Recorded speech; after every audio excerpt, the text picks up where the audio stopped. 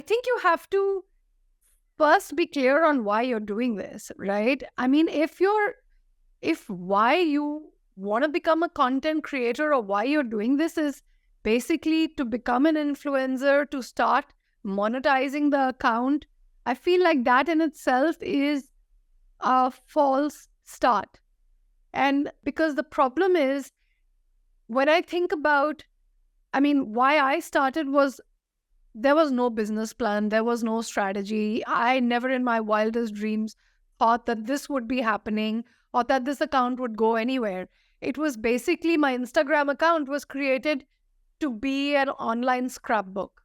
The storytelling of edutainment that you spoke about earlier came about because I was trying to create these posts and create a digital scrapbook for myself and trying to figure out how can I remember the geology of how Zambian emeralds are created.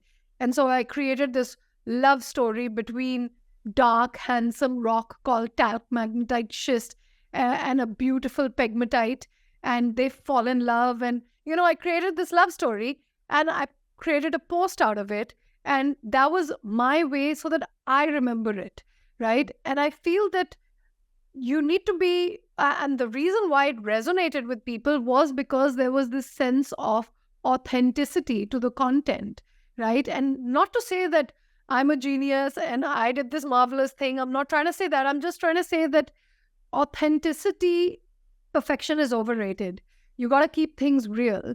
And I feel that when you come from a place where I want to monetize and I want to become an influencer and make a lot of money, it's really, you will tend to then look at people who are successful as content creators and you will tend to then try and copy what they do.